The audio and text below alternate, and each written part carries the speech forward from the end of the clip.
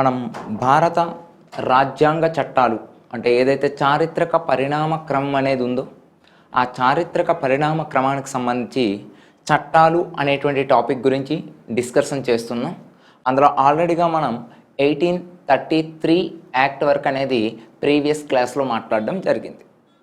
ఈ క్లాస్లో ప్రధానంగా మనకి ఏంటంటే 1853 చార్టర్ యాక్ట్ అనేసి అంటాం. మనం 1853 చార్టర్ చట్టము అంటున్నాం. యాక్చువల్గా 1853 చార్టర్ చట్టం మనకి ఎగ్జామినర్ ఖచ్చితంగా ఇంపార్టెంట్ పాయింట్ ఆఫ్ వ్యూలో ఇవ్వాలంటే ఈ చట్టం నెక్స్ట్ యాక్ట్ కూడా చాలా ఇంపార్టెంట్ మనకి. ఎందుకు ఈ చట్టం ఎంత ఇంపార్టెంట్ అంటే యాక్చువల్గా భారతదేశంలో 1600 డిసెంబర్ 31 మీకు తెలిసిందే ఈస్ట్ ఇండియా కంపెనీ అనేది మనకు రావడం జరిగింది. 1600 డిసెంబర్ 31న ఈస్ట్ ఇండియా కంపెనీ అనేది వచ్చింది. ఈ ఈస్ట్ ఇండియా కంపెనీ ఏదైతే వచ్చిందో ఆ ఈస్ట్ ఇండియా కంపెనీ 1853 వరకు కూడా భారతదేశాన్ని పరిపాలించడం జరుగుతుంది. అంటే ఇక్కడ బ్రిటిష్ వారు పరిపాలించారంటే బ్రిటిష్ వారి తరపున ఈస్ట్ ఇండియా కంపెనీ అనేది పరిపాలించింది అని అర్థం చేసుకోవాలి. కానీ దీని తర్వాత మనకి ఏంటంటే 1857 సిపాయిల తిరుగుబాటు అనేది ఒకటి రావడం జరుగుతుంది. ఆ సిపాయిల తిరుగుబాటు వల్ల ఈస్ట్ ఇండియా కంపెనీ భారతదేశం నుండి వెళ్ళి తరువాత ఏమిటి అంటే మనకి బ్రిటిష్ రాణి యొక్క ప్రత్యక్ష పరిపాలన అనేది జరుగుతుంది. మరి ఈ యొక్క కాన్వర్జేషన్ ఏదైతే ఉందో లేదా ఈ యొక్క హిస్టారికల్ ఆస్పెక్ట్స్ ఏదైతే ఉందో దీన్ని బేస్ చేసుకుంటూ ఎగ్జామినర్ మనకు అడిగే క్వశ్చన్ ఇక్కడ ఏంటంటే భారతదేశంలో 1857 సిపాయిల తిరుగుబాటుకు ముందు ప్రవేశపెట్టిన చట్టము ఏంటి, ఆ చట్టంలో ఉండే ప్రధాన అంశములు ఏమిటి అని అడుగుతారు మనకి. కానీ అందులో ప్రాతిపదికగా తీసుకుంటే 1853 చట్టము అంటున్నాం. దీన్ని భారతదేశంలో అతి చిన్న చట్టం అంటే బ్రిటిష్ వారు ప్రవేశపెట్టినటువంటి చట్టాల్లో అతి చిన్న చట్టము ఏ చట్టాన్ని పిలుస్తామంటే 1853 యాక్ట్ని పిలవడం జరుగుతుంది. అంటే ఈ యొక్క చిన్న చట్టము అదేవిధంగా బ్రిటిష్ ప్రభుత్వం ప్రవేశపెట్టినటువంటి కంపెనీ పాలనలో భాగంగా చివరి చట్టము అని కూడా దేన్ని పిలుస్తామంటే ఈ యొక్క 1853 యాక్ట్ని పిలుస్తాం.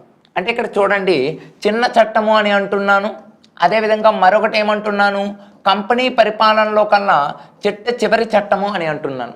అసలు ఎందుకు దీన్ని చిన్న చట్టం అంటారు, అసలు దీన్ని ఎందుకు చివరి కంపెనీ పరిపాలనలో చివరి చట్టము అని అంటారు అనేది నిరూపుతున్నాను. ఇక్కడ మనకి చిన్న చట్టము అని ఎందుకు అంటారంటే యాక్చువల్గా మనకి 1857 సిపాయిల తిరుగుబాటు అనేది రావడం జరుగుతుంది. ఎప్పుడైతే 1857లో సిపాయిల తిరుగుబాటు అనేది వస్తుందో ఆ 1857లో సిపాయిల తిరుగుబాటులో భాగంగా భారతీయులకి మరియు ఈ యొక్క ఈస్ట్ ఇండియా కంపెనీలో ఉండేటువంటి బ్రిటిష్ వారికి మధ్య తీవ్రమైనటువంటి ఒక ఉద్ఘాటన అనేది జరుగుతుంది భారతదేశంలో. మొట్టమొదటిసారిగా భారతీయులు అందరూ కూడా భారతీయులందరూ కూడా ఏకమై బ్రిటిష్ వారి మీదకి మొట్టమొదటిసారిగా తిరుగుబాటు చేశారు మనకి. ఈ నేపథ్యంలో బ్రిటిష్ వారు అక్కడ ఉండేటువంటి రాణి ఏం చేస్తుందంటే 1600 డిసెంబర్ 31న వచ్చినటువంటి ఈస్ట్ ఇండియా కంపెనీ యొక్క పరిపాలన ఏదైతే ఉందో దాన్ని 1857 తర్వాత ఇక మీరు భారతదేశంలో మీరు పరిపాలన చేయొద్దు, నేను ఈస్ట్ ఇండియా కంపెనీని రద్దు చేసి నేను ఇక డైరెక్ట్ పాలసీ అంటే ప్రత్యక్ష పరిపాలన నేనే ప్రత్యక్షంగా పరిపాలిస్తాను భారతదేశ ప్రజలను కూడా అని మనకేం చేస్తుందంటే 1857 సిపాయిల తిరుగుబాటుతో కంపెనీ పాలన అనేది రద్దు చేస్తుంది. అందుకే కంపెనీ పాలనలో చివరి ప్రవేశపెట్టిన చట్టము ఏది అంటే మనకి ఈ యొక్క 1853. ఇక 1853లో వచ్చిన ఈ చట్టం అనేది ఎప్పటి వరకు ఉంటుంది మనకి 1857 వరకు మాత్రమే ఉంటుంది. చివరి వరకు ఉండడం వల్ల భారతదేశంలో బ్రిటిష్ వారు ప్రవేశపెట్టినటువంటి చట్టాల్లో కల్లా అతి చిన్న చట్టము అని కూడా దేన్ని అంటామంటే 1853 యాక్ట్ని పిలుస్తాం మనకి. ఇది ఎగ్జామ్ పాయింట్ ఆఫ్ వ్యూ చాలాసార్లు మనకు రిపిటేషన్ అడుగుతూ ఉంటారు. బ్రిటిష్ ప్రభుత్వం ప్రవేశపెట్టిన పెద్ద చట్టము ఏది అంటే 1935 అని గుర్తుపెట్టుకోవాలి. బ్రిటిష్ ప్రభుత్వం ప్రవేశపెట్టిన చిన్న చట్టము ఏది అంటే 1853 అనేది గుర్తుపెట్టుకోవాలి. బ్రిటిష్ ప్రభుత్వం ప్రవేశపెట్టిన మొట్టమొదటి చట్టము ఏదంటే 1773 చట్టం అని గుర్తుపెట్టుకోవాలి. బ్రిటిష్ ప్రభుత్వం ప్రవేశపెట్టినటువంటి చివరి చట్టము ఏదంటే 1947 కంపెనీ పాలనలో మీకు ఎగ్జామ్ పాయింట్ ఆఫ్ వ్యూలో కంపెనీ పాలనలో ప్రవేశపెట్టిన చివరి చట్టం ఏది అన్నా మనకి 1853 యాక్ట్ అనేది రావడం జరుగుతుంది. కాబట్టి ఇక్కడ వరకు మీకు ఏం చెప్పాను, చివరి చట్టము అని అంటాం కంపెనీ పాలనలో. అదేవిధంగా చిన్న చట్టం అని ఏ చట్టాన్ని పిలుస్తామంటే 1853, అది ఎందుకు పిలుస్తాం అనేటువంటి బ్యాక్గ్రౌండ్ అనేది మీకు చెప్పడం జరిగింది. అదేవిధంగా ఈ రోజుల్లో మనకి భారతదేశంలో ప్రభుత్వము అంటే ఏంటి, కార్యనిర్వాహక శాఖ, శాసనశాఖ, అదేవిధంగా న్యాయశాఖ, ఈ మూడు ఏవైతే ఉన్నాయో ఈ మూడింటిని కలిపే ప్రభుత్వం అంటాం కదా. అలా బ్రిటిష్ వారి కాలంలో 1853 యాక్ట్లో మనకి మొట్టమొదటిసారిగా కార్యనిర్వాహక శాఖ ఏదైతే ఉందో మనం నేర్చుకున్నాం ఒకప్పుడు. ఎప్పుడు 1773 రెగ్యులేటింగ్ యాక్ట్ చట్టం ద్వారా గవర్నర్కి అనేది హెల్ప్ చేయడం కోసం లేదా గవర్నర్ని సహకరించడం కోసం నలుగురు వ్యక్తులతో కూడినటువంటి కార్యనిర్వాహక మండలి అనేది ఒకటి ఏర్పడిందని మీకు 1773 యాక్ట్లో చెప్పా. అయితే ఆ యాక్ట్ ప్రకారంగా కార్యనిర్వాహక మండలి ఆల్రెడీగా ఏర్పడిపోయింది. అదేవిధంగా 1773 యాక్ట్లోనే భారతదేశంలో మొట్టమొదటిసారిగా సుప్రీం కోర్టుని ఏర్పాటు చేశారన్నాం. అంటే ఏంటి, జ్యుడిషియల్ బాడీ కూడా ఏర్పడింది. కానీ ఈ చట్టం యొక్క ప్రత్యేకత ఏంటి తెలుసా, అప్పటి వరకు కూడా కార్యనిర్వాహక శాఖ, శాసనశాఖ ఈ రెండు కూడా కలిపి ఉండే భారతదేశంలో. కానీ మొట్టమొదటిసారిగా భారతదేశంలో బ్రిటిష్ వారు కార్యనిర్వాహక శాఖ నుండి శాసనశాఖని వేరు చేయటము అనేది జరిగింది. మరి కార్యనిర్వాహక శాఖ నుండి శాసనశాఖ అనేది వేరు చేశారు కదా, అలా వేరు చేయబడిన చట్టము ఏది అంటే మనకి 1853 యాక్ట్. చూడండి ఇక్కడ ఇవ్వండి, కార్యనిర్వాహక శాఖ నుండి శాసనశాఖను వేరు చేశారు అనేది మనకి ఇక్కడ ఇంపార్టెంట్. అయితే ఇలా వేరు చేయడం అనేది ఏ వ్యవస్థకు నాందిగా పలికింది, ఇలా వేరు చేయడం వల్ల ఏ వ్యవస్థ భారతదేశంలో వచ్చిందంటే పార్లమెంటరీ తరహా ప్రభుత్వం అనేది భారతదేశంలో వచ్చింది. అందుకే భారతదేశంలో పార్లమెంటరీ తరహా విధానానికి పునాది వేసిన చట్టము అని ఏ చట్టాన్ని పిలుస్తారంటే 1853 యాక్ట్ని పిలుస్తారు. ఇగోండి ఇక్కడ ఉంది మనకి, ఇగోండి శాసనశాఖను ఈ యొక్క కేంద్ర శాసనసభగా అభివర్ణించారు. మనకి శాసనశాఖ పనితీరు ఇంగ్లాండ్లో ఉండేటువంటి పార్లమెంట్ యొక్క పనితీరుని అనేది పోలి ఉన్నది. అలా పోలి ఉండడం వల్ల దీన్ని భారతదేశంలో ఏమంటామంటే మినీ పార్లమెంట్ అని, పార్లమెంట్కి అనేది పునాది వేసిన చట్టం అని ఏ చట్టాన్ని పిలుస్తారంటే 1853. అంటే అప్పటి వరకు భారతదేశంలో ఎగ్జిక్యూటివ్ కౌన్సిలే ఉండేది, అంటే కార్యనిర్వాహక శాఖ ఉండేది. మొట్టమొదటిసారిగా కార్యనిర్వాహక శాఖ నుండి శాసనశాఖను వేరు చేశారు. అలా ఎప్పుడైతే శాసనశాఖను వేరు చేశారో అలా ఏరు చేసినటువంటి శాసనశాఖకి ఏమని పిలిచారంటే కేంద్ర శాసన సభగా అనేది పిలవడం జరిగింది. ఆ కేంద్ర శాసన సభగా అభివర్ణించి దాన్ని దాంతో పోల్చడం జరిగిందంటే ఇంగ్లాండ్లో ఉండేటువంటి పార్లమెంటుతో అనేది పోల్చడం జరిగింది. అలా ఇంగ్లాండ్లో ఉండేటువంటి పార్లమెంటుతో దీన్ని పోల్చి ఉండడం వల్ల దీన్ని ఏమంటున్నామంటే మినీ పార్లమెంట్ అని పిలవడం జరుగుతుంది. కానీ పార్లమెంట్ వ్యవస్థకి పునాది వేసింది ఏ చట్టం అన్నా లేదా మినీ పార్లమెంట్కి పునాది వేసిన చట్టం ఏదన్నా 1853 యాక్ట్ అనేసి ఉంటుంది. నెక్స్ట్ వన్ ఏంటి, ఈ చట్టం ద్వారా సివిల్ సర్వెంట్లు ఏవైతే ఉన్నాయో ఆ సివిల్ సర్వెంట్లకు అనేది పోటీని నిర్వహించడం జరిగింది. అంటే అప్పటి వరకు కూడా సివిల్ సర్వీసులకు అనేది పోటీ పరీక్షలు అనేవి లేవు. పోటీ అంటే మీకు ఇప్పుడు తెలుసు కదా, కాంపిటేటివ్ ఎగ్జామ్స్ అనేవి ఒకప్పుడు అనేది మనకు లేవు. అలా మొట్టమొదటిసారిగా సివిల్ సర్వీసెస్కి అనేది పోటీ పరీక్షల ద్వారా ఎన్నుకోవడాన్ని ప్రారంభించారు. అలా ప్రారంభించేందుకు కూడా ఏ చట్టంలో భాగంగా అంటే 1853 యాక్ట్లో భాగంగా. అంటే 1853 యాక్ట్లో సివిల్ సర్వీసులకు పోటీ. కానీ ఇది అమల్లోకి ఎప్పుడు వచ్చిందంటే 1854లో మనకి మెకాలే కమిటీ అనేది రావడం జరిగింది సివిల్ సర్వీస్ మీద. అలా సివిల్ సర్వెంట్లు ఎన్నుకునేటప్పుడు పోటీ పద్ధతిని అనేది సూచించారు. ప్రపంచంలో మొట్టమొదటిసారిగా పోటీ పద్ధతి ద్వారా ప్రభుత్వ ఉద్యోగులకు అనేది ఎంపిక చేయాలని ఏ దేశం తెచ్చిందంటే ఏ దేశం అంటే మనకి చైనా అనేటువంటి దేశం అనేది తీసుకురావడం జరిగింది. చైనా దేశం అనేది అలా పోటీ పరీక్షల ద్వారా సివిల్ సర్వీసెస్లో అనేది ఎంపిక చేయాలి అని మనకి ఏ యొక్క యాక్ట్లో చెప్పారంటే 1853. పర్టికులర్ ఏ ఇయర్ ఎవరు అంటే మనకి 1854లో లార్డ్ మెకాలే అనేటువంటి వ్యక్తి. ఇక నెక్స్ట్ వన్ ఏంటంటే భారతదేశంలో మొట్టమొదటిసారిగా సివిల్ సర్వీసెస్ అనేది ఉన్నారు కదా. ఈ సివిల్ సర్వీస్లో మన భారతదేశం నుండి మన భారతదేశం నుండి మొట్టమొదటిసారిగా ఎంపికైన వ్యక్తి ఎవరు అంటే మనకి సత్యేంద్రనాథ్ ఠాగూర్ అనేటువంటి వ్యక్తి. భారతదేశంలోనే మొట్టమొదటి సివిల్ సర్వెంట్. అంటే మన భారతీయులకు ఆ రోజుల్లో సివిల్ సర్వీస్లో ఉండేటువంటి అవకాశాలే తక్కువ. అలాంటి అవకాశాలు తక్కువైనప్పుడు కూడా మన భారతదేశం నుండి మొట్టమొదటిసారిగా సివిల్ సర్వీస్ ఉద్యోగిగా ఎవరున్నారంటే సత్యేంద్రనాథ్ ఠాగూర్ అనేటువంటి వ్యక్తి మొట్టమొదటి సివిల్ సర్వీస్ ఉద్యోగిగా ఉండడం జరిగింది. ఇది ఈ చట్టంలో ఉండేటువంటి ప్రధాన అంశాలు. మరి ఈ చట్టంలో ఉండే ప్రధాన అంశాలని ఒకసారి ర్యాపిడ్ రివిజన్ పాయింట్ ఆఫ్ వ్యూలో అనేది చూద్దామా మనం. ఒక్కసారి చూడండి, ఏ చట్టం గురించి మాట్లాడుతున్నాం మనం? 1853 యాక్ట్. దీన్ని కూడా మనం ఏమంటాం? చార్టర్ యాక్ట్ అని పిలవడం అనేది జరుగుతుంది. దీన్ని కూడా మనం ఏం పిలుస్తున్నాం? చార్టర్ చట్టం. ఈ చట్టం యొక్క ప్రధానంగా ఫస్ట్ ఏం గుర్తుపెట్టుకుంటారు చూడండి, అతి చిన్న చట్టం. బ్రిటిష్ వారు ప్రవేశపెట్టిన చట్టాల్లో కల్లా అతి చిన్న చట్టము అని. అదేవిధంగా ఈ చట్టాన్ని మరొకటి ఏమని పిలుస్తారు మనకి? కంపెనీ పాలన ఏదైతే ఉందో ఆ కంపెనీ పాలనలో చివరి చట్టంగా ఈ చట్టాన్ని పిలుస్తారు. ఇది మనకి ఫస్ట్ మీరు గుర్తుపెట్టుకోవాల్సిన పాయింట్. రెండు ఏంటి, ఈ చట్టం ద్వారా మనకేంటి? కేంద్ర శాసన శాఖని అదేవిధంగా కార్యనిర్వాహక శాఖని వేరు చేయడం జరిగింది. కార్యనిర్వాహక శాఖని వేరు చేయటం అనేది జరిగింది.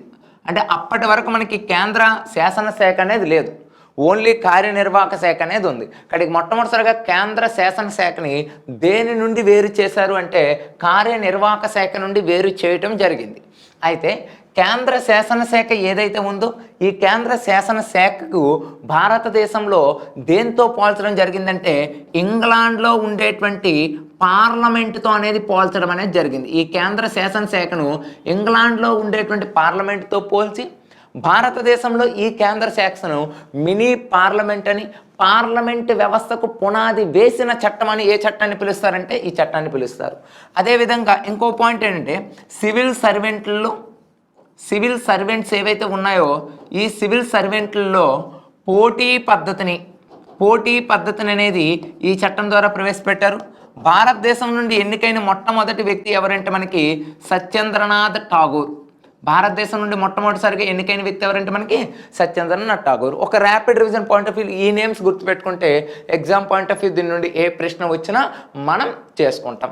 అయితే ఇందులో ప్రధానంగా చూసుకున్నట్లయితే మీకు ప్రీవియస్లో అడిగినటువంటి క్వశ్చన్ ఏంటంటే ఇక్కడ ఇది ఒకసారి అడిగారు మనకి. అదేవిధంగా పార్లమెంట్ విధానానికి పునాది వేసిన చట్టం ఏదని అడిగారు, భారతదేశంలో అతి చిన్న చట్టం ఏదని. ఈ 3 క్వశ్చన్స్ కూడా మనకి ప్రీవియస్ ఎగ్జామ్ పాయింట్ ఆఫ్ వ్యూలో అడిగినటువంటి ప్రశ్నలు ఈ చట్టం నుండి మనకి. ఓకేనా, ఇది 1853 యాక్ట్ గురించి మాట్లాడాం. ఇక 1853 యాక్ట్ అయింది.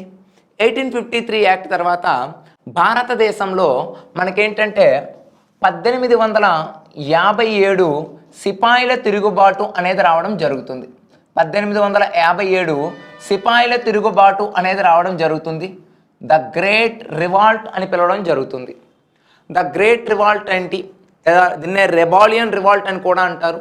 మరి ఆ గ్రేట్ రివాల్ట్ ఏంటి? 1857 సిపాయిల తిరుగుబాటు అనేది ఎందుకు వచ్చింది అనేది మనం చూసుకున్నట్లయితే బ్రిటిష్ వారు భారతదేశానికి వచ్చిన నుండి కూడా భారతదేశ ప్రజల మీద, భారతదేశంలో ఉండేటువంటి సాంఘిక, ఆర్థిక, రాజకీయ విధానాలు ఏవైతే ఉన్నాయో ఆ విధానాలపైన, భారతదేశం యొక్క సంస్కృతి సాంప్రదాయాలకు వ్యతిరేకంగా వాళ్ళ చట్టాలు చేయడం కానీ వాళ్ళు ప్రవర్తించడం కానీ జరిగేది.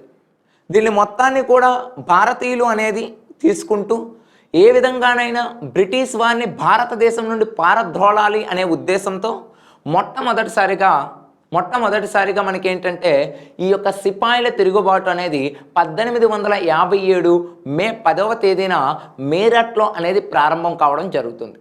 అసలు ఈ సిపాయిల తిరుగుబాటుకి కారణమైనటువంటి వ్యక్తి ఎవరంటే మనకి ఈ యొక్క ఆ టైంలో బ్రిటిష్ వారు ఎవరైతే ఉన్నారో ఆ బ్రిటిష్ వారి మీద మొట్టమొదటిసారిగా అనేది పోరాడినటువంటి వ్యక్తి ఈ యొక్క ఈశ్వర పాండే అనేటువంటి వ్యక్తి. అదేవిధంగా చూసుకున్నట్లయితే మనకి ఇలా సిపాయిల తిరుగుబాటు అనేది ఎప్పుడైతే జరుగుతుందో భారతీయులు అనేది ఎప్పుడైతే సిపాయిలు అంటే భారతీయులు అనేవాళ్ళు ఎప్పుడైతే బ్రిటిష్ వారిని వెళ్ళగొడుతున్నారో ఈ సందర్భంలో భారతదేశంలో అనేక ప్రాంతాల్లో ఎగ్జాంపుల్ ఢిల్లీ, ఝాన్సీ, ఆవధ్ ఇలాంటి ప్రాంతాల్లో ప్రధానంగా ఈ సిపాయిల తిరుగుబాటు అనేది మరి కాస్త ఊపందుకోవడం జరుగుతుంది.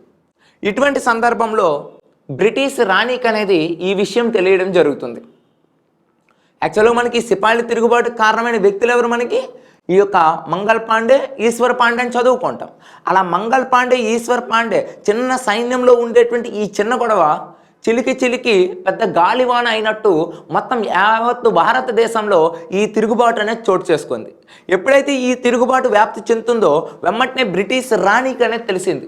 అసలు భారతీయులకి ఏమైంది? ఎప్పటివరకు ఎప్పుడు కూడా ఎటువంటి తిరుగుబాట్లు చేసుండ్రే? ఇలా తిరుగుబాటు చేయడానికి గల కారణాలు ఏంటి? వీటినన్నింటినీ తెలుసుకుంటూ బ్రిటిష్ పాలకుల యొక్క అసమర్థతను కూడా అంచనా వేస్తూ రాణి తీసుకున్నటువంటి నిర్ణయమే ఏంటంటే, ఇక భారతదేశంలో ఈ బ్రిటిష్ ఈస్ట్ ఇండియా పరిపాలన అనేది మరి కొనసాగకూడదు. ఇక ఈస్ట్ ఇండియా కంపెనీ పాలనకు బదులు రాణి ఏం చెప్తుందంటే, భారతదేశాన్ని మనమే ప్రత్యక్షంగా, అంటే ఎప్పటి వరకు ఏం జరిగింది? ఎప్పటి వరకు అంటే 1600 డిసెంబర్ 31న అనేది ఈస్ట్ ఇండియా కంపెనీ వచ్చి 1857 సిపాయిల తిరుగుబాటు వరకు కూడా ఏం జరిగిందంటే, ఏదైనా ఈస్ట్ ఇండియా కంపెనీ అనేది భారతదేశాన్ని పరిపాలించి ఆ కంపెనీ అనేది ఇండియాని పరిపాలించడం అనేది జరిగేది. అయితే ఇక్కడెవరు మనకి రూలింగ్ పాస్ చేసేవారు? బ్రిటిష్ రాణి అనేది రూలింగ్ పాస్ చేసేది. అంటే రాణి నుండి ఈస్ట్ ఇండియా కంపెనీ నుండి ఇండియాకి అనేది రూలింగ్ పాస్ అయ్యేది. కానీ ఇప్పుడు ఏమైందంటే 1857 సిపాయిల తిరుగుబాటు తర్వాత ఈస్ట్ ఇండియా కంపెనీ పరిపాలన అనేది రద్దు చేయబడింది. ఆ కంపెనీ పరిపాలనలో భాగంగా బ్రిటిష్ రాణి డైరెక్ట్గా అనేది ఇండియాని పరిపాలించడం జరిగింది. మరి బ్రిటిష్ రాణి అనేది ఇండియాని పరిపాలించడం జరిగింది కాబట్టి ఇక్కడ నుండి ప్రవేశపెట్టేటువంటి చట్టాలని ఏమని పిలుస్తున్నామంటే మనం కౌన్సిల్ చట్టాలు అని పిలవడం అనేది జరుగుతుంది. ఎక్కడి నుండి ప్రవేశపెట్టేటువంటి చట్టాలని ఏమని పిలుస్తున్నాం మనం? కౌన్సిల్ చట్టాలు అని పిలవడం జరుగుతుంది. ఎంతకంటే ముందు అంటే ఎప్పుడు? యాక్చువల్గా మనకి 1773 నుండి కదా, 1773 నుండి 1857 లోపు ప్రవేశపెట్టే చట్టాలను ఏమంటామంటే చార్టర్ చట్టాలు అని అంటాము. 1858 నుండి 1947 వరకు ప్రవేశపెట్టేటువంటి చట్టాలను ఏమంటామంటే కౌన్సిల్ చట్టాలు, భారత ప్రభుత్వ చట్టాలు అని ఇక్కడ నుండి మనం ఏం నేర్చుకుంటామంటే కౌన్సిల్ చట్టాల గురించి అనేది నేర్చుకుంటాం. అంటే ఇక్కడ వరకు అంటే భారత రాజ్యాంగ పరిణామ క్రమం అనే లెసన్లో ఇక్కడ వరకు ఉండేటువంటి పార్ట్ని ఒక రకంగా మనం నేర్చుకోవాలి. ఇక్కడ నుండి మనకి ఏంటంటే సెకండ్ పార్ట్గా మనం నేర్చుకోవాలి. ఎందుకంటే యాక్చువల్గా భారత రాజ్యాంగ పరిణామ క్రమాన్ని ప్రధానముగా మనం 2 దశలుగా అనేది మాట్లాడాలి. ఒకటి 1857కి ముందు, 2 1857కి తరువాత అని. కాబట్టి ఇప్పుడు మనం 2వ దశలోకి అనేది ప్రయత్నిస్తున్నాం. యాక్చువల్గా మొత్తం ఎన్ని దశలుగా? మనకి 6 దశలుగా. బీసీ రావత్ అనేటువంటి ఒక రాజ్యాంగ రాజనీతిజ్ఞుడు 6 రకాలుగా విభజించారు. కానీ మెయిన్లీ ఎన్ని రకాలుగా క్లాసిఫికేషన్ చేసుకున్నామంటే 2 రకాలు. 1857 ముందు మాట్లాడాం. ఇప్పుడు నెక్స్ట్ క్లాస్ నుండి మనకి 1857 తరువాత నుండి మాట్లాడడం జరుగుతుంది. ఇప్పుడు నెక్స్ట్ చట్టం మనకి ఏంటంటే 1858 చట్టం. అంటే బ్రిటిష్ రాణి భారతదేశంలో ప్రత్యక్ష పాలన అనేది మొదలు పెట్టినటువంటి తర్వాత చట్టం ఏదంటే 1858 యాక్ట్. అంటే మొట్టమొదటి చట్టంగా చెప్తాం మనం. 1858 చట్టం, దీన్ని 1858 కౌన్సిల్ యాక్ట్ అనేసి, లేదా దీన్నే భారత రాజ్యాంగ చట్టము అని పిలవడం జరుగుతుంది. అయితే ఇక్కడ ప్రధానంగా కొన్ని అంశాలు అనేవి గుర్తుపెట్టుకోవాలి. ఏంటి అంశాలు అంటే, బ్రిటిష్ వారు భారతదేశాన్ని డైరెక్ట్గా మనకేంటంటే పరిపాలన అనేది జరుగుతుంది. కాబట్టి ఈ చట్టానికే మరొక పేరు ఏమని చేస్తున్నామంటే విక్టోరియా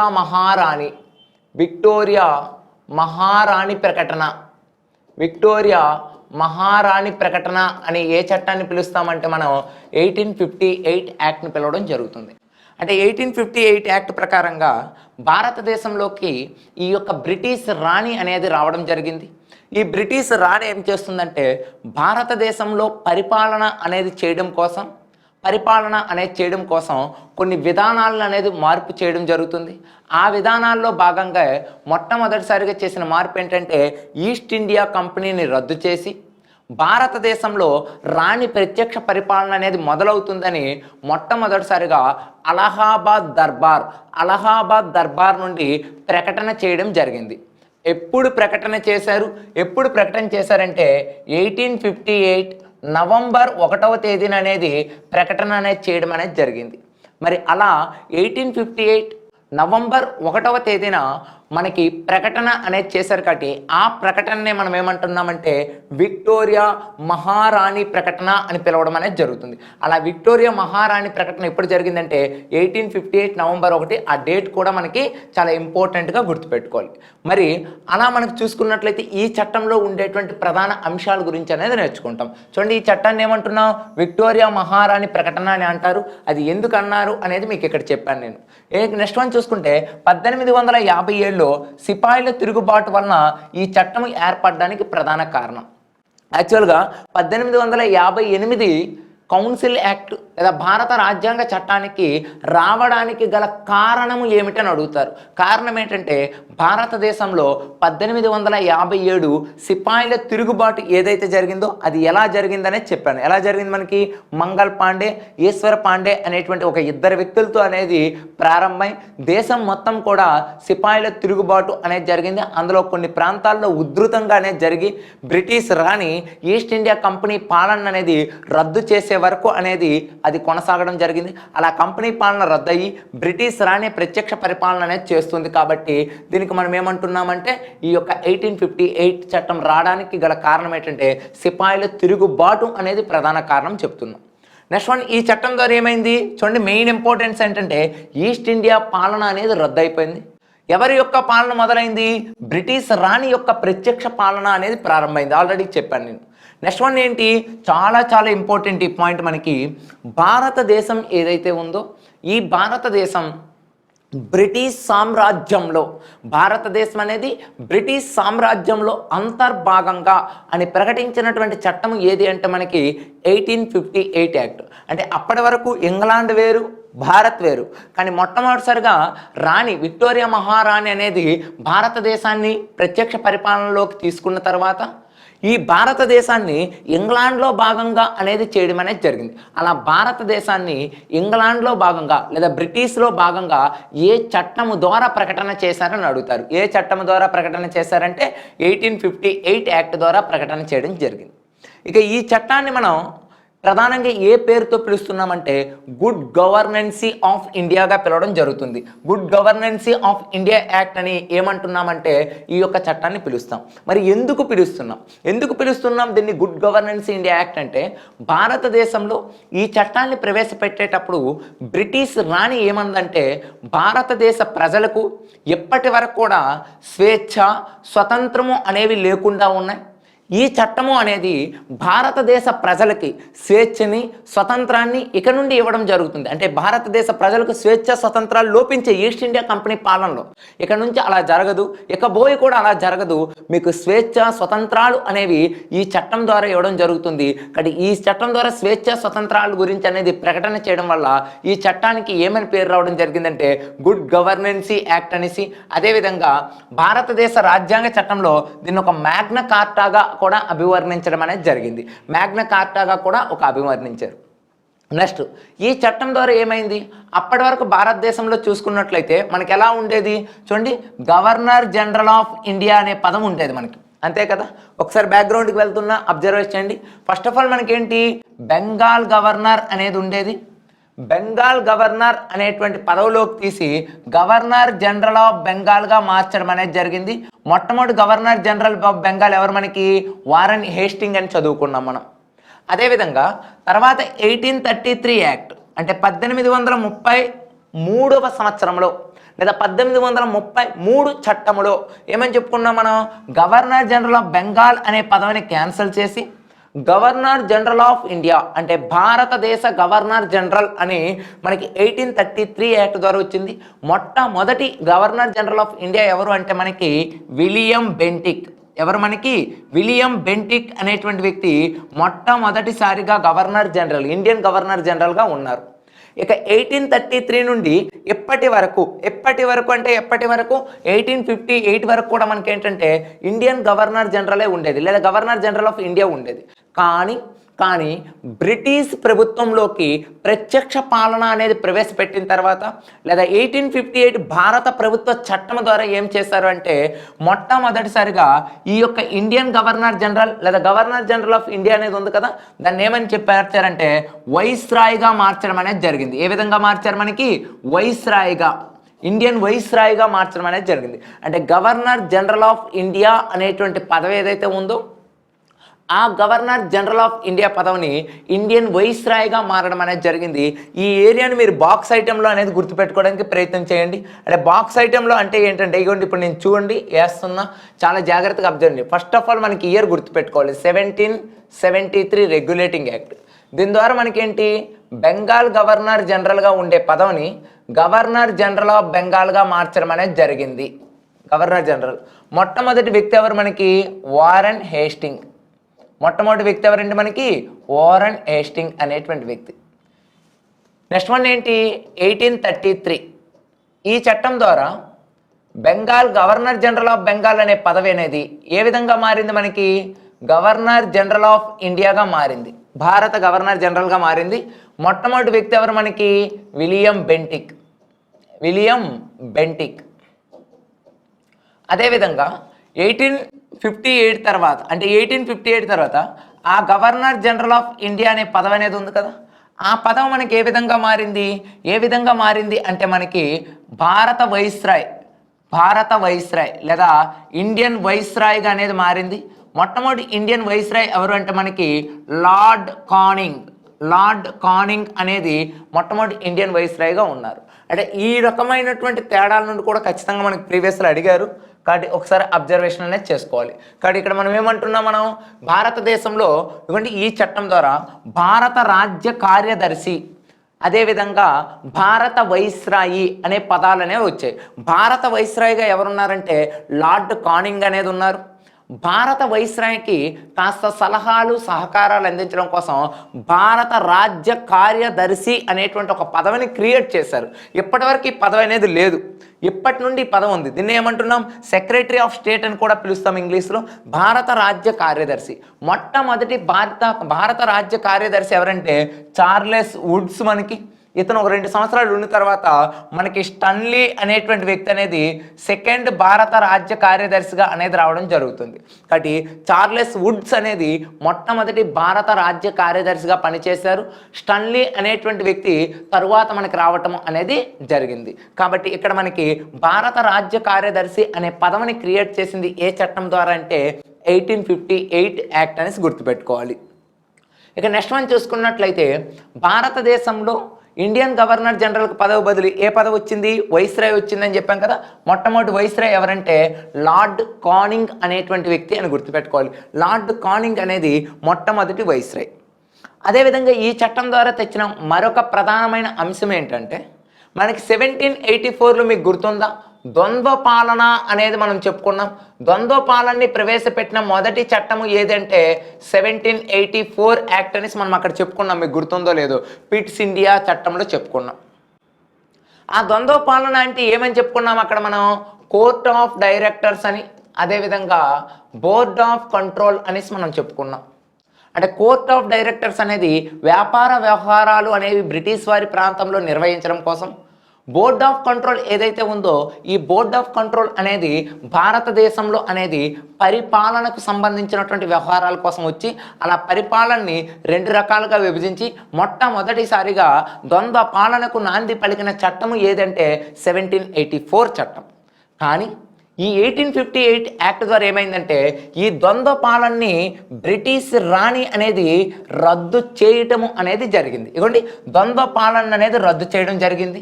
అంటే ద్వంద్వ పాలన అంటే ఏంటంటే బోర్డ్ ఆఫ్ కంట్రోల్ మరియు కోర్ట్ ఆఫ్ డైరెక్టర్స్ అనేటువంటి పరిపాలన 2 రకాలుగా ఉంది కదా, అలా ద్వంద్వ పాలనని రద్దు చేసిన చట్టంగా ఏ చట్టాన్ని పిలుస్తారంటే 1858 యాక్ట్ని పిలుస్తారు.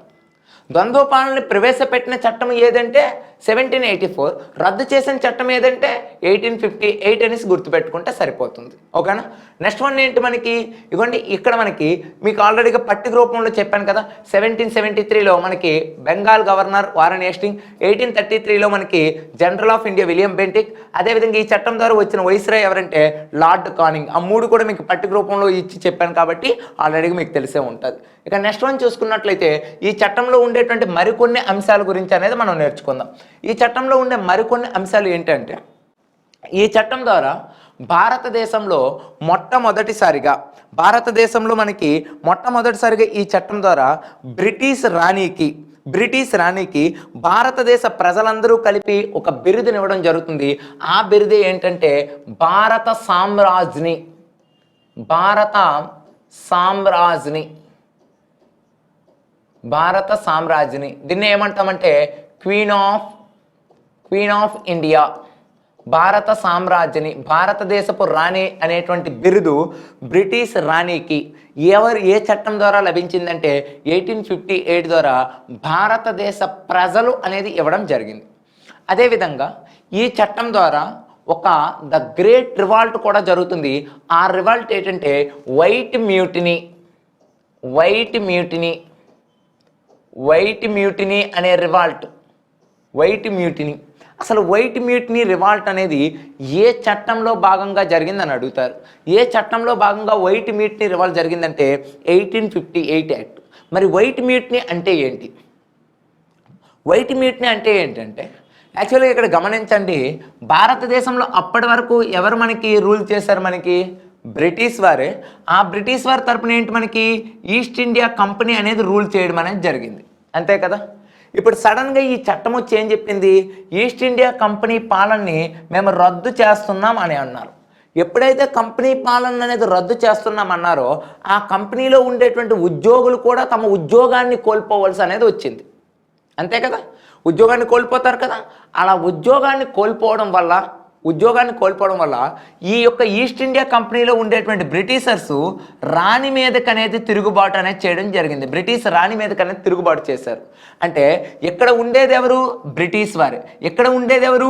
బ్రిటిష్ రాణి. అంటే తెల్లవారి మీదకి చేసేటువంటి తిరుగుబాటుని ఏమంటున్నామంటే వైట్ మ్యూటినీ అని పిలవడం జరుగుతుంది. అట వైట్ మ్యూటినీ అనేటువంటి తిరుగుబాటు అనేది ఎక్కడ జరిగింది అంటే మనకి ఏ చట్టం ద్వారా జరిగిందంటే 1858 యాక్ట్ ద్వారా జరిగిందని గుర్తుపెట్టుకోవాలి. ఇది ఈ చట్టంలో ఉండే ప్రధాన అంశాలు. ఒకసారి rapid revision point of view చూద్దామా? ఒక్కసారి చూడండి, ఈ చట్టంలో 1858 యాక్ట్ అనేసి అంటున్నాం కదా. 1858 యాక్ట్ ద్వారా చూసుకున్నట్లయితే ప్రధానంగా ఫస్ట్ వన్ ఏంటి గుర్తుపెట్టుకోవాలి అంటే మీరు ఫస్ట్ వన్ చూసుకున్నట్లయితే 1858 యాక్ట్ ద్వారా మనం తీసుకున్నట్లయితే ఫస్ట్ వన్ భారతదేశంలో ఈస్ట్ ఇండియా కంపెనీ యొక్క పాలనని రద్దు చేసిన చట్టం అని గుర్తుపెట్టుకోవాలి. అదేవిధంగా రాణి యొక్క ప్రత్యక్ష పాలనకు పునాది వేసిన చట్టంగా కూడా దీన్ని గుర్తుపెట్టుకోవాలి. అంటే రాణికి ప్రత్యక్ష పాలన పునాది వేసిన చట్టం, ఈస్ట్ ఇండియా కంపెనీని రద్దు చేసిన చట్టంగా గుర్తుపెట్టుకోవాలి. సెకండ్ పాయింట్ ఏం గుర్తుపెట్టుకుంటారు? అంటే 1858 నవంబర్ 1న విక్టోరియా మహారాణి ప్రకటన అనేది జరిగింది. విక్టోరియా మహారాణి ప్రకటన ఎక్కడ నుండి జరిగిందని అడుగుతారు. ఎక్కడ నుండి జరిగిందంటే అలహాబాద్ దర్బార్ అని గుర్తుపెట్టుకోవాలి. అలహాబాద్ దర్బార్ నుండి విక్టోరియా రాణి ప్రకటన అనేది జరిగిందని గుర్తుపెట్టుకుంటారు. అదే మూడో పాయింట్ ఏంటంటే మనకి భారతదేశంలో ఈస్ట్ ఇండియా కంపెనీ అనేది రద్దు అయిపోయింది కదా. ఈ ఈస్ట్ ఇండియా కంపెనీ రద్దు అయిపోవడం వల్ల వాళ్ళు ఒక తిరుగుబాటు చేశారు. ఇప్పుడే మీకు చెప్పాను. ఆ తిరుగుబాటు ఏంటి? మనకి వైట్ మ్యూటినీ అనే తిరుగుబాటు అనేది ఈ చట్టం ద్వారా చేయడం అనేది జరిగిందని గుర్తుపెట్టుకోవాలి. నెక్స్ట్ వన్ ఏంటి? ఈ చట్టానికి ఉండేటువంటి అనదర్ నేమ్స్ అనేవి గుర్తుపెట్టుకోవాలి. ఈ చట్టాన్ని ఏమంటాం? గుడ్ గవర్నెన్సీ యాక్ట్ అని పిలవడం అనేది జరుగుతుంది. గుడ్ గవర్నెన్సీ యాక్ట్ అని. అదేవిధంగా మాగ్నా కార్టా యాక్ట్ అని పిలవడం జరుగుతుంది. ఎందుకు పిలుస్తామంటే ప్రజలకి స్వేచ్ఛ స్వతంత్రాలు అనేది ఈ చట్టం ద్వారా బ్రిటిష్ రాణి ఇస్తుంది అని చెప్పడం జరిగింది. వాస్తవంగా ఇవ్వదు, ఇస్తుందని చెప్పారు అంతే. గుడ్ గవర్నెన్స్ యాక్ట్, మాగ్నా కార్టా అని ఏ చట్టాన్ని పిలుస్తారంటే ఈ యొక్క 1858 యాక్ట్ని పిలుస్తారు.